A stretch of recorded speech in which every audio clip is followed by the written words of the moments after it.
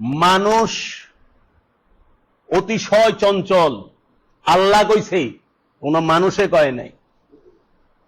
মানুষ তর্কপ্রিয়, মানুষ বেহুদা কথা কয়। এটি কোরআনের মধ্যে মানুষের চরিত্র সম্পর্কে আল্লাহ কইছে। এই মানুষ ভালো না, মানুষ অসভ্য, মানুষ ইতর, মানুষ জানোয়ারের থেকে নিকৃষ্ট। আল্লাহ কইছে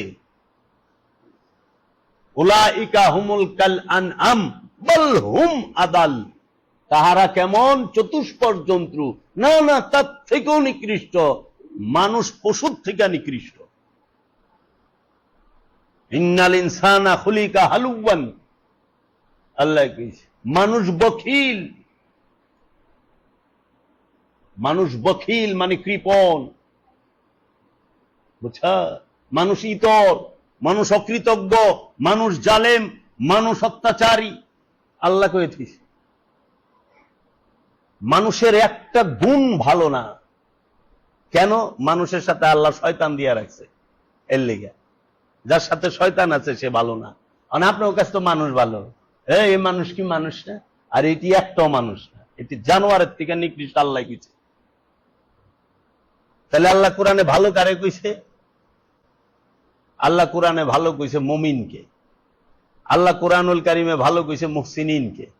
মুমিনও কিন্তু মানুষ রূপেই, কিন্তু মানুষ না। মুমিন মানুষ রূপে, কিন্তু মানুষ না। মুমিন আল্লাহর বন্ধু, মুমিনের সাথে আল্লাহ থাকে, মুমিনের সাথে মুমিনকে আল্লাহ ভালোবাসে, মুমিনকে আল্লাহ ইমাম বলছে। এই মুমিন রূপী যে ইমাম, তাকেই ডাকা হবে কিয়ামতের দিন প্রত্যেক নফসের সাক্ষীদাতা হিসাবে।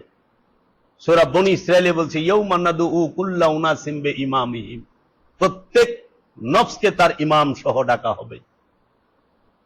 সূরা মুমিনুনে এই মুমিনকে ইমাম বলে সম্বোধন করা হয়েছে।